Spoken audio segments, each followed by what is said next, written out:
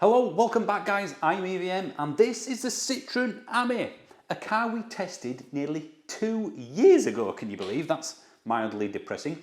But back then they hadn't decided whether or not to bring it to the UK or not. Clearly they have done that and it's here. Now this is clearly something that's not going to be sold in big numbers. I think if you look at the designer's brief when he got this, it's not going to be, can it replace somebody's family car? Can it go up and down the motorway?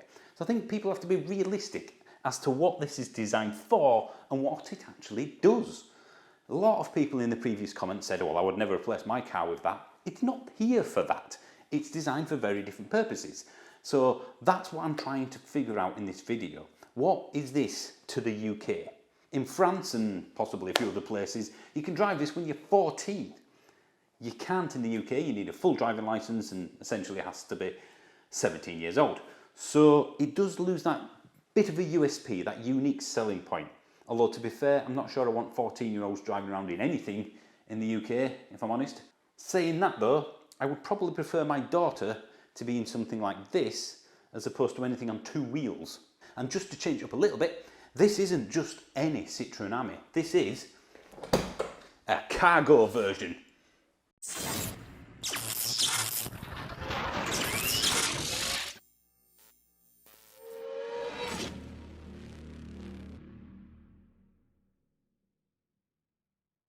I think most people are familiar with this now, and if not you can watch the previous video, but just a very brief overview of what it looks like and then I'll show you the cargo-ness.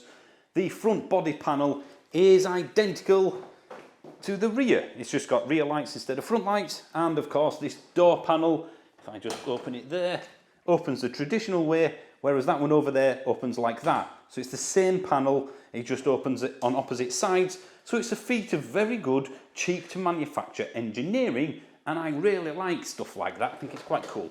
You've also got these little windows here, if I just click that down, that come up. Ooh, 2CV-esque. And here's the cargo. You can lift this up or take it out. Let me just put that down. And then this is the cargo area. So it goes all the way back there and quite far to the front. So you do have a decent long bay, quite tall if you take that off, I suppose. I mean, you're not doing a tip run in it, are you? I think that's pretty much a given the car that I'm showing you right now. Steering wheel, I think everybody's familiar with that. That's where your phone goes. This is where a Bluetooth speaker goes, and that's your infotainment system and sat nav. You got a few buttons down here, and down there is where you pick drive, neutral and reverse. There's your seat. There's a bit of storage behind the seat, and look at this. Oh, a little cute glove box. Put that back, and there we go.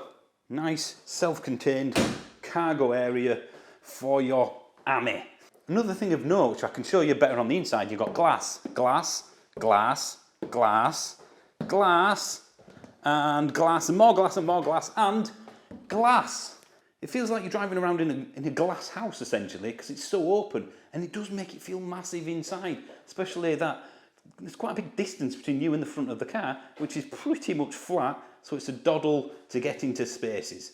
I do like how it comes with two keys. This is for the outside, the doors, and this is to start the car.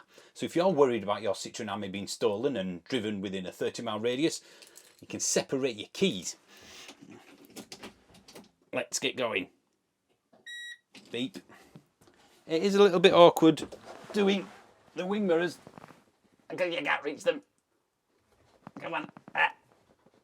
Tell you, this cabin is the best cabin in the world when it comes to visibility. It reckons I've got 45 miles of range left, and I have been driving this all week, and you know what, if you tried hard enough you would probably get 45 miles.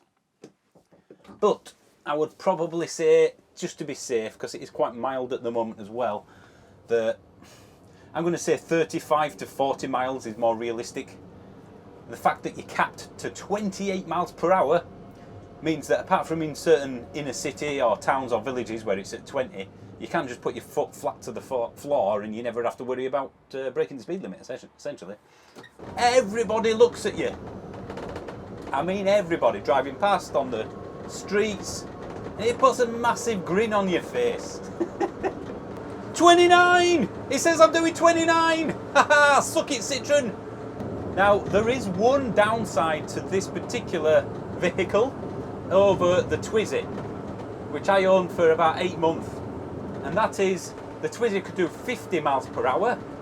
This can, as I said, only do the 28, which means on this stretch of road, and I have to go on this, because no matter which direction I go on from my house, there is a de-restricted section, which for those outside of the UK means that right now this is a 60 or up to 60 mile an hour road, and I'm doing 30! Oh, come on, little AMi! So you do get that person stuck up your rear. Now, usually they're not bothered for a little while because they're just too curious as to what the hell this is. But then you get 2 or 3 cars just flying past you when it's safe to do so, which I imagine this guy's going to do. Yeah, sorry. Thank you, sorry. Sorry. Sorry. Thank you. Thank you for understanding. Thank you. I'm not really bothered, to be honest, about that too much, because there's usually a way around things. But there are certain journeys that I do for work where I cannot avoid, without a massive detour, a dual carriageway. I don't think I'm not going to take this on a dual carriageway where the speed limit's 70, because it would just, I think I would be a liability, if I'm honest. But Citroen haven't designed it for that, have they? I'm not saying this is a bad mark. No one has thought that this is going to go in on a motorway. But there's a lot of places in the UK, sorry, that essentially you have de-restricted sections, you have dual carriageways, major A roads that could become a little bit of a thing. Yeah, back to 30 now. Oh, phew. I'll say this for it, it's more comfortable than the Twizy. The seat, not so much, but the ride. I mean, with the Twizy, you could literally, as I said in that video, ride over a mosquito's testicle and feel it every bump. In this though, I think you probably blue bottle's testicle before you'd feel it. It's just a bit more comfortable. Morning. Oh no! Can't come. Big puddle. Oh, the AMi's fine. Not worried. Now, you don't have any heating in the Twizy at all, but in this, you do and you don't. So if I press this noisy button here, it's the window demister. It's a very, very low powered heater, I guess. So it does give you a tiny bit of heat into the cabin. Very light steering. I mean, it almost feels like I'm not actually connected to anything. Uh-oh, 20 mile an hour zone. Better slow down. Don't want to speed in the AMi. Can you imagine that? Having a speeding fine in the Citroen AMi. It'd almost be an achievement. So who will be buying an AMi in the UK, do you think? Because it's, let's face it, it's a niche of a niche. The takeaway thing, especially with the cargo. This is ideally suited for you, like a Deliveroo, Uber Eats, or just local takeaway sort of thing. However, the few takeaways near me, when I went to them and showed them this, they said it would be brilliant because it is very cheap to run, but it doesn't do enough range. 35, 40 miles even is not enough for pretty much every night. Maybe in a city centre potentially, but they said the only way it would work would be to have two, one on charge while one being used. I'm not sure how practical that would be, or expensive as well, of course, because this does start, well, the Citroen AMi starts at 7,700, which in electric car world, well, in normal car world, that's really cheap. But it's a lot for a takeaway delivery vehicle, especially when you look at something on 2 wheels, an electric scooter, and that has the advantage of being able to cut through traffic, whereas this can't.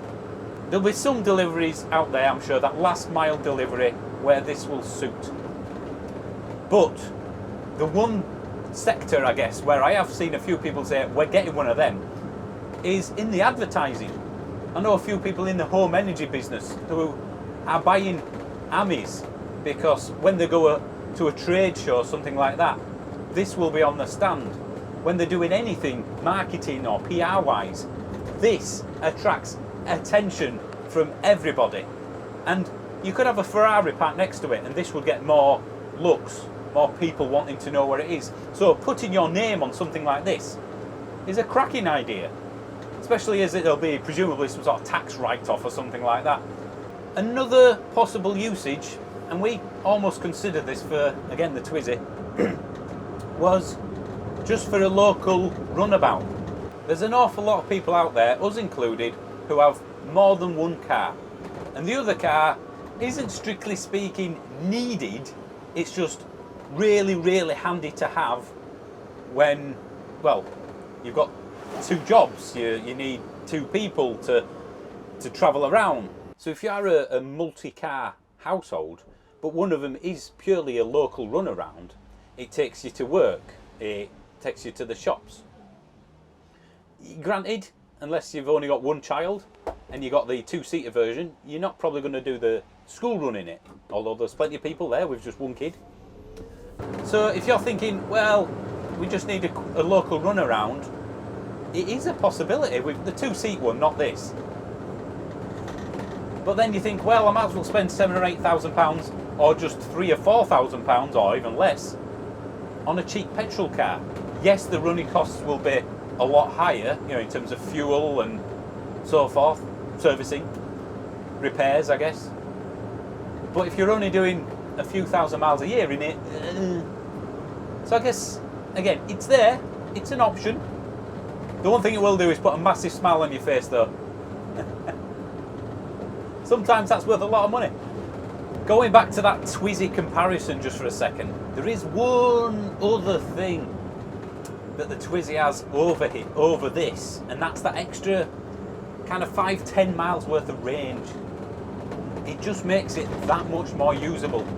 When we had the Twizy, I could use it on 4 out of 5 of my days, and I have a random commute. I go from site to site, so it's not fixed. Whereas with this, I'm probably only looking at 1 or 2 days, all for the sake of that extra 5 or 10 miles of range, or guaranteed range. So in terms of what Citroen have wanted from their designers, it fills that hole perfectly. If you're in the middle of Paris and you want to borrow one of these for an hour or two on like a car sharing scheme, like a Boris bike, it's brilliant. It will absolutely do. Very, very cheap to run. In fact, let me tell you how much efficiency I'm getting out of this monster. It does, for me, over the last week, and I've had to estimate this, but I think it's pretty much accurate, 7.3 miles per kilowatt hour. 7.3. That's more than double of what I would consider the average EV efficiency. Going up some hills now, and it is struggling a little bit. I'm doing 25, my foot's to the floor. It's not the steepest hill in the world. 24 miles per hour, 23. Sorry, it's slowing down even more. 22. Oh no, 21. 20. Oh God, I'm sorry guys behind me. 19. Come on, come on, come on. Oh, I'm doing 20 again. It's only a 30 limit, I should point out, but even then. Oh, thank God it's levelling out. There we go. Right, so hills. Achilles heel, a big Achilles heel. And there's only one person in this car, remember, there's no cargo. I'm now going to be brave and take this over the tops, which in non-Yorkshire speak is through the country twisty roads, over the hill, and then back down the other side again. Just to see how it handles. God, this isn't the AMi, by the way. This road is atrocious, along with half of the roads in the UK. Oh, it's a Range Rover SVR. I reckon I can give him a run for his money. And he's just gone through a red light. What a shocker. One thing you need to change, Citroen, at least in this one, is that there's no cup holder.